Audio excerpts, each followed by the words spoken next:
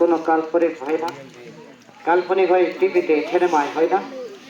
ছবিতে দেখেছেন নায়ক মান্না ভাই কি অভিনয়টা করেছিল, কাবিলাকে মারার জন্য কি হিট দিয়েছিল। কাবিলা